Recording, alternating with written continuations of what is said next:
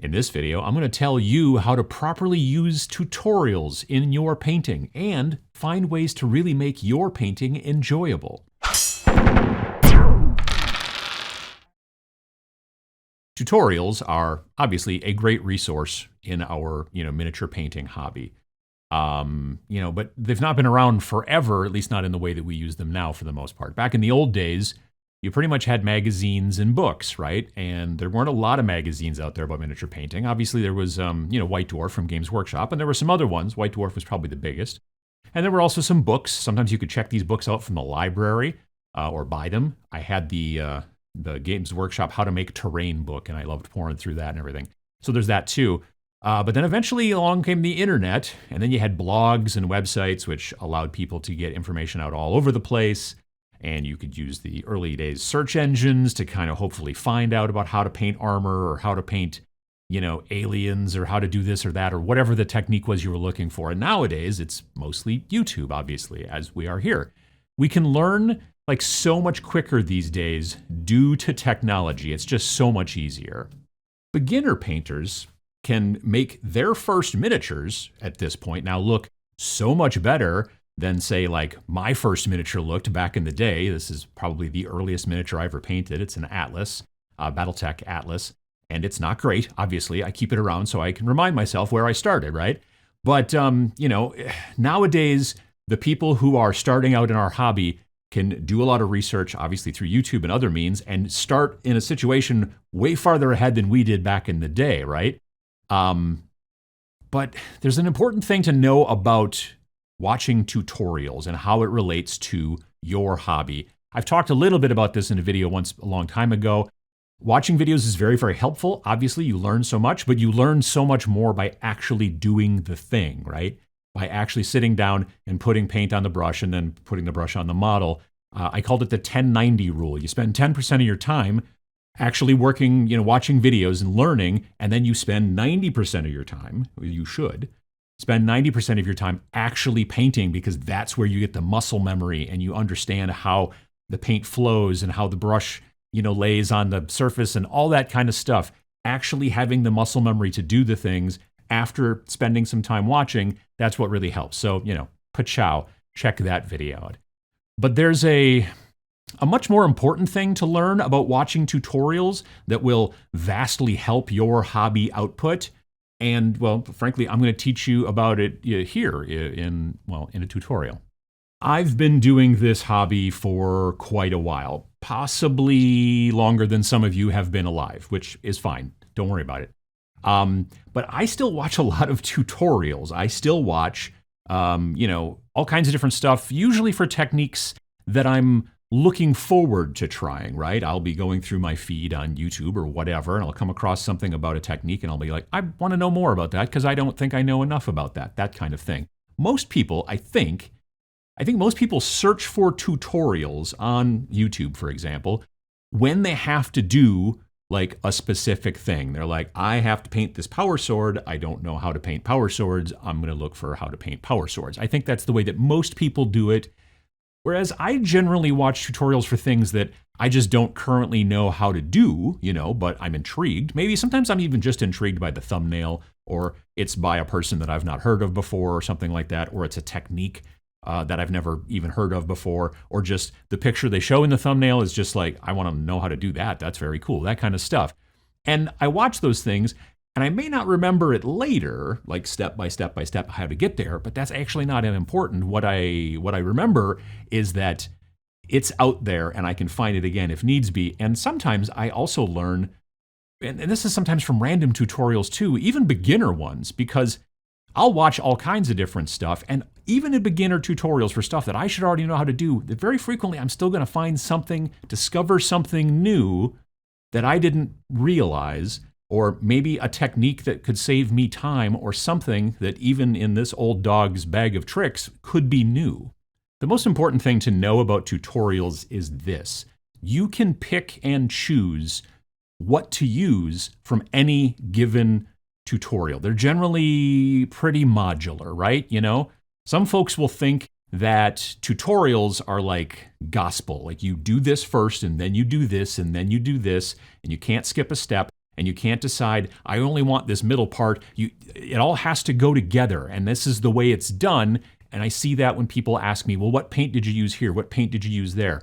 And I've talked in the past as well about how the paint's not that important, really. It's all about kind of learning the structure of how I got to where at the end of the tutorial is, if I'm making a tutorial, as opposed to the step by step by step by step. As someone, like I said, who's made tutorials, I can assure you, tutorials are not gospel. You can kind of move things around, pick and choose, use the bits that you want. I've seen people get into arguments online about which contradictory tutorial of two different tutorials from two different creators, which one is the right one, you know what I mean? And the answer is that they both are. Actually, all tutorials are right in miniature painting, all of them.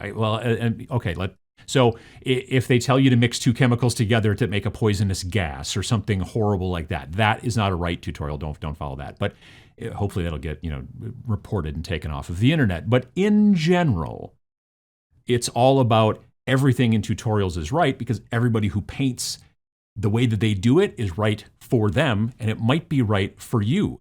There's one way to get something done, if there's one way to get something done in miniature painting, right, and to achieve a specific result, then there's probably dozens or maybe even hundreds of ways to get that result. I've made videos in the past at Adepticon where I've asked the same, I want to say 5 or 6 questions to pro painters, a bunch of different pro painters, and I've gotten wildly different answers. So if those people who paint at a very, very, very high level are doing things very, very, very differently, then pretty much everything that you find online is right for someone. If you want to watch that video as well, pachow.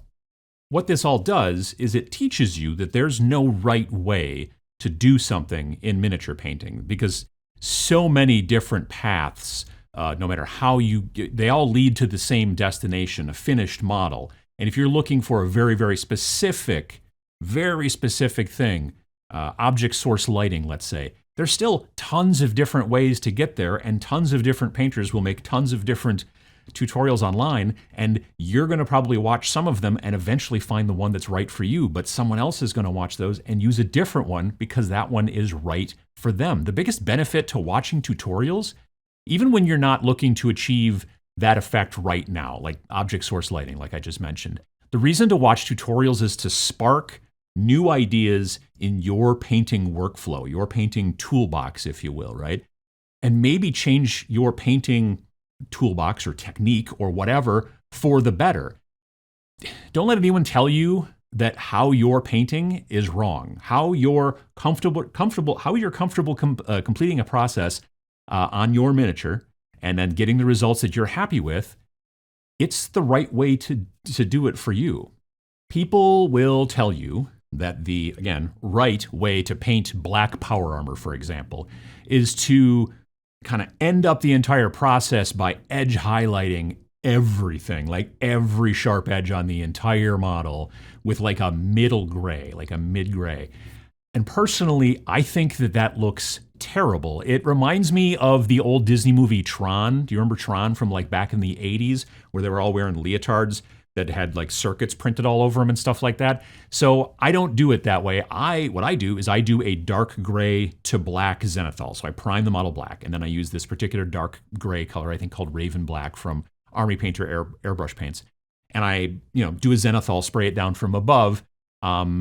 And then everything looks gray. It looks gray. It does not look exactly black at that point, but black is not just black. Anyway, after I do that, then I take a slightly lighter color of gray, I believe basalt gray, from Vallejo, and I do a very, very, a dry brush using a makeup brush, so I get a nice soft kind of blend.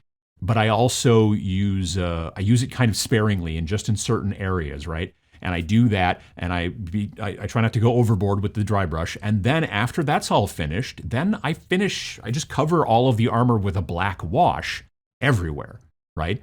And then that darkens down the zenithal and also the dry brushing on the edges and stuff just enough that it looks right. And then it looks right to me is really the most important thing. And then I start painting the other details on the models and all that stuff. I'm painting Deathwatch right now on Twitch, and you can see this work in progress right now. Once this is all done, that once I get the armor basically ready to go, I start working on, the details, the gun, the arm, the shoulder pads, all that other stuff. You don't need to imitate exactly how the tutorials show you to paint, right? There is no right way to do art or craft. The people who make these tutorials are showing you how they do it. But if you see something in the video or the article or whatever that sparks your mind and changes how you want to paint going forward, it changes the arrows in your quiver of your paint job, right? And you're happier with the results, well, then mission accomplished. As you continue to paint, you might start to find your style in mini painting, right? And this doesn't just count for, fancy display painters, which a lot of times people think, well, fancy display painters, those are artists, and those of us who are just painting for tabletop, not so much. It can go either way. I think both of us are artists to some degree, but it all, depends on your personal preference. But tabletop quality, painters also can end up with a style. It depends on the techniques that you like to employ to get your tabletop models there onto the tabletop so you can play some games. Whether you love to dry brush or use heavy acrylic washes or even oil washes. Maybe you love painting with lots of texture. You actually put texture stuff into the paint to make stuff look real grungy and dirty, right? Or maybe you like to use a very limited paint palette. However you like to do it is best for you. There are some people who make it very easy to identify their style in miniatures painting, right? I can look at a model if Vince painted it very frequently, and I will be like, I'm pretty sure Vince painted it. I can look at something that my friend Sam painted. And it's not just because I know them, but it's also because I've seen enough of their work. They have a tendency to use a lot of the same colors. They have a tendency to use some of the same techniques, the way they blend things. There's a lot of things to it. Again, not really a display painter, but if I had to identify my style to the way that I paint, I'd say that I love transparent colors over zenithal. I do that all the time. Generally, there's no texture on my paint. I like everything to have very, very smooth layers. I love to put washes over everything kind of towards the end part of the whole process, so everything gets kind of darkened down a bit and you get everything in the crevices and all that kind of stuff. Frequently, I like to do some dry brushing and things like that. I'm big into putting on battle damage. I want stuff to look worn and battle weary. And I have a tendency to stick with, I've noticed this over the years, limited, warmer color palettes. So, that's how I do it, but what's your style? You'll probably have lots and lots and lots of miniatures to paint in your hobby career, especially if you're, painting for tabletop and you want to get a lot of armies out onto the table, that kind of stuff. So you should enjoy the process. And thinking that you have to follow all of the steps in a tutorial like gospel to do it right doesn't help you reach your goals. So feel free to watch a bunch of tutorials, but pick and choose the things that you like and then make yourself happier with what you paint. What's your favorite thing that you learned from a painting tutorial? And did you start using it in your painting steps, as you paint models going forward? Put it in the comments down below. And if you liked this video, I hope that you can hit that like button down below. It really does help the channel and gets these videos out to even more viewers. And subscribe if you haven't, so you'll see more videos like this. Thanks for watching.